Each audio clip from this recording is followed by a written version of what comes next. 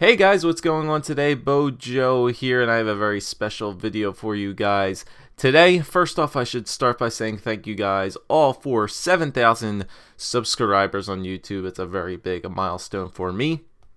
And in celebration of that 7K milestone, instead of doing like the typical setup video or a question and answer type video, I thought I'd do a little bit of an updated version of a video I made probably about a year ago, I would say, of showing you guys how to record Xbox 360 and PlayStation 3 gameplay on the Mac.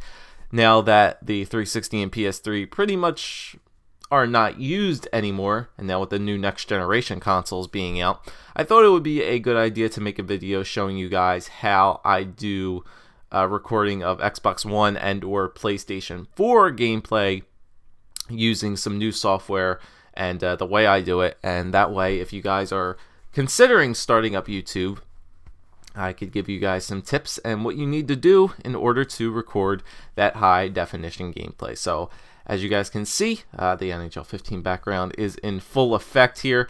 And without further ado, let's get started. So obviously, if you are going to start up YouTube or you want to record some things, you need a good microphone.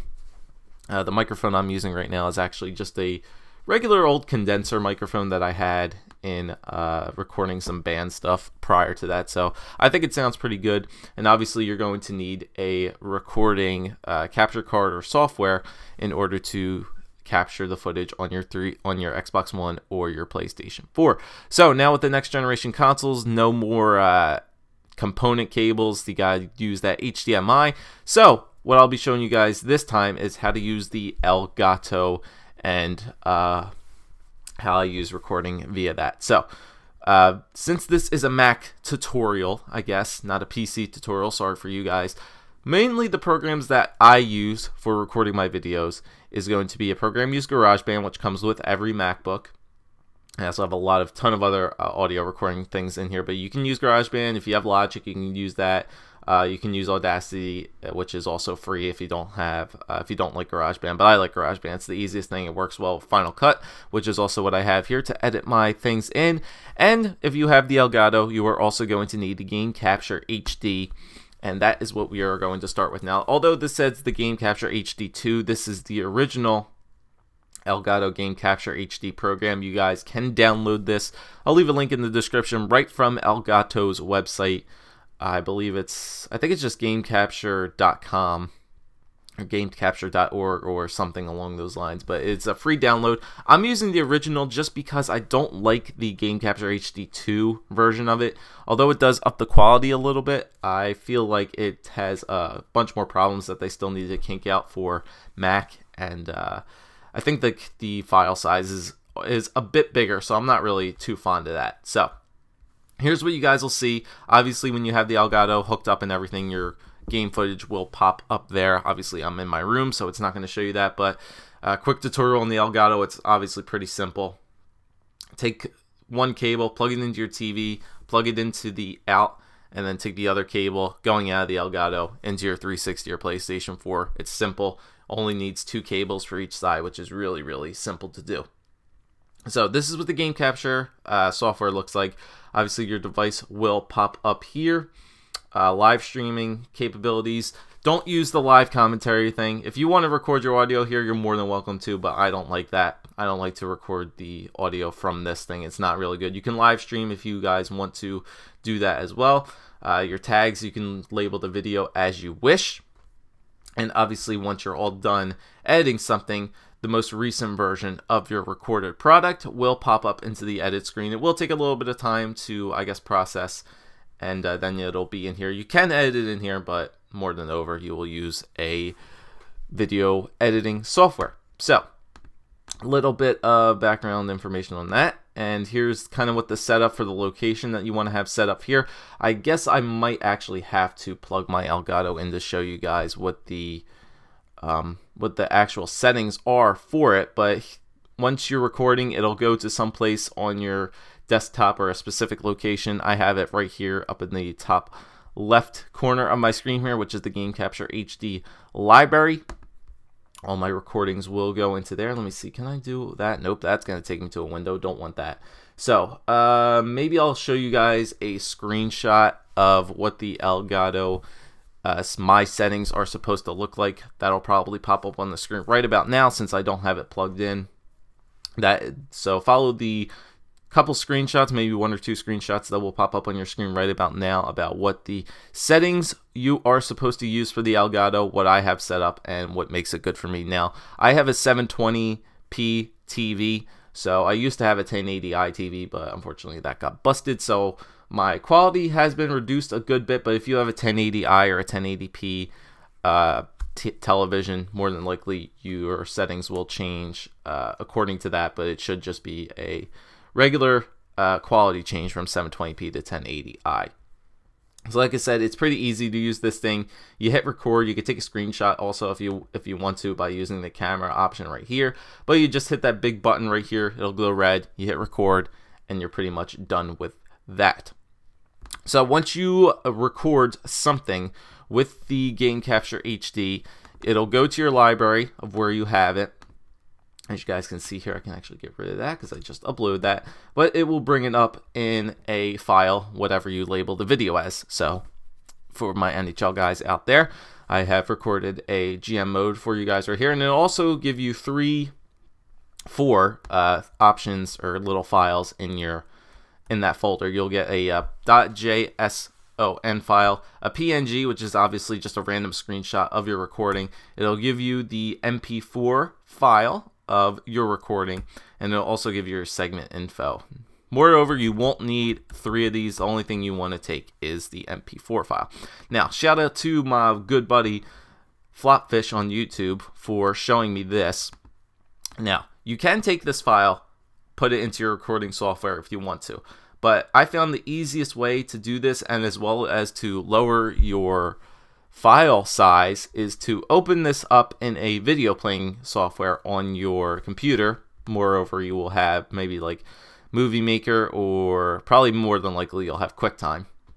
Now, one of the easiest things I found out to do about this is to open this up in QuickTime Player, go to File, and export it, and that way it'll lower your quality size. So for instance, where you want to put this, I always put all my recordings on my desktop, label it as I did, and you want to change the format to 720p because that's what YouTube does. If you want to go up to 1080i, if you have really good internet, or 1080p for YouTube, you're more than welcome to do that, but more than likely it will export it as 720p.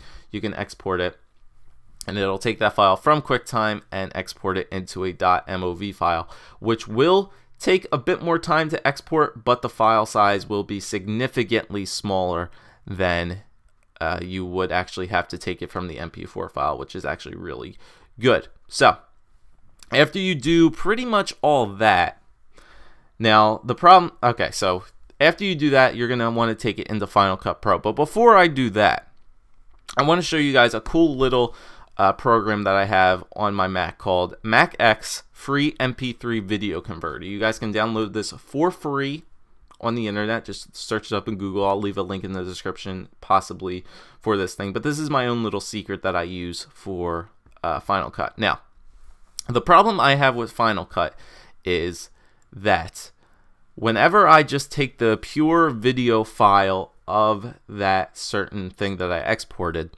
I have to convert the video file into I have to separate the audio from it, because if I don't separate the audio from it, I'm going to get like these random pops or skips in the audio, and it just doesn't sound very good. I finally learned this out after years and years of recording multiple videos, that it really just didn't work out too great. So I did this, and it actually works out much better. So I'll just take an example. I'll use my intro as an example. So once you have the thing that you want to record, I actually think I can use that file. Let's see if I actually can use that.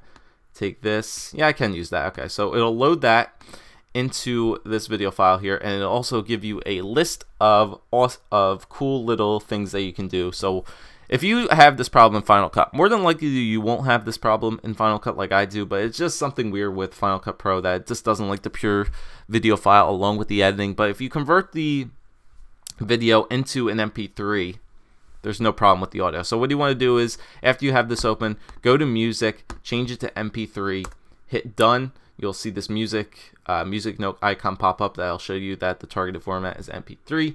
You run it, and then that will automatically convert that file into an MP4 file. Now, once you do that, I don't know if I can stop it. Yes, I can stop it. Once I do that, I have this file folder down here on my desktop that shows for MP3 video files. That will automatically import that into my file, and it'll bring it up as an MP3 file that you then can use for video. So that's what I basically do for my recordings. Let's go into Final Cut and show you guys my settings for Final Cut, what I use to do that after you take all your video stuff in and what it should be. So as you guys can see, I have some Be a Pro episodes here, which is good because I can use these as some examples. So after we do this, once you go into Final Cut, you want to make a new project. Always remember to make your name and your event the same exact thing of what you want to create. So for creating the video here, you want to use 720p HD resolution, 1280 by 720, 30 frames per second. That's the standard thing for YouTube. Then you come down here, just custom and custom audio channels. Leave it as stereo audio sample, 48 kilohertz. I tried higher versions. I tried 192. I tried 96. 48 is the perfect thing. And then render format. There's a lot of render formats that you can use for Final Cut Pro, but make sure you have the most updated version for your Mac, and that would be ProRes 422. Once you do that, create the event or create the project, and then you will be able to drag stuff in. So take for example here, say my event is Be a Pro 26. You take the video file, you can drag it right from your desktop and in.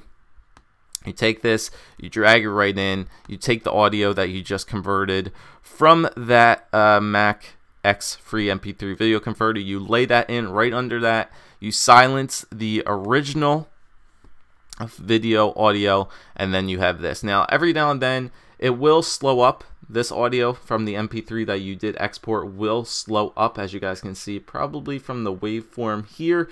There is a little bit of a gap. I could probably go to like somewhere further on in the video and show you guys the wave format. See, it does slow up a little bit, so every now and then you will have to move the audio, shift it over a little bit, but I do it at certain points in the video where you guys will not recognize or pick up on the shift in the audio. So and just do that every now and then. It will slow it up, and that way you guys won't recognize the shift in the audio. So once that's all done, you can export your video, shortcut Command E in Final Cut Pro. You want to export it as an H.264 file, which will export it as a movie file. After export, just do nothing, and then you want to do the video and audio summary. It'll show you a summary. It'll show you your estimated size, the height and the width, frame rate, all that good stuff. Then you want to hit next. You can save it, name it something, save it to your desktop, and you are good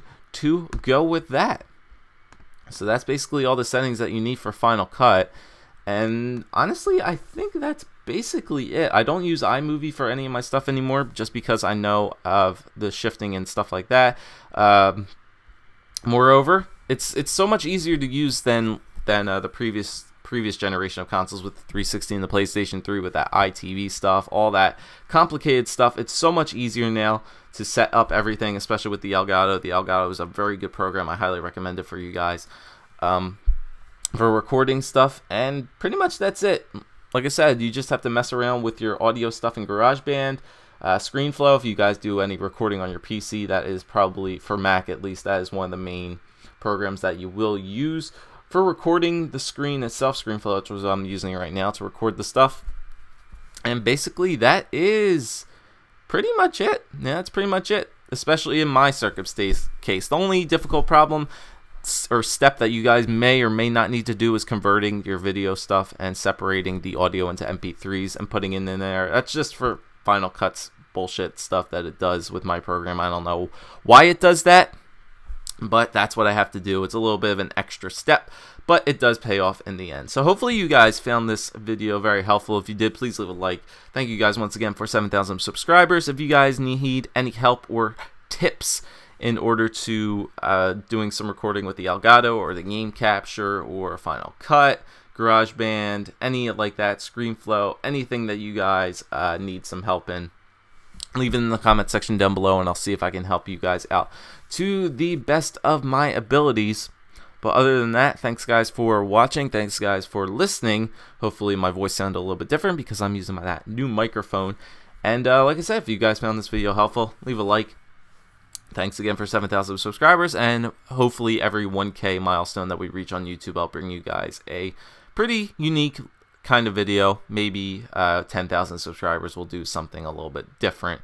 Maybe like we'll do the typical room setup or Q&A or something along those lines. And actually, I did want to do one more thing before I left you guys: the stats of my MacBook. 2 gigahertz Intel Core i17, 8 gigabytes of memory, and this is a 15-inch, I believe. Give me a minute, let me see if it'll pop up. Yep, a 15-inch from 2011, a MacBook Pro. All the good stuff of my MacBook. So there is everything, the stats on my MacBook, in case you guys wanted to see that. Works perfectly fine for me. The only thing I've doubled in recent years is my RAM. That's about it, going from 4 gigs to 8 gigs. So like I said, hopefully you guys found this helpful. Thanks guys for watching, and I'll see you next time.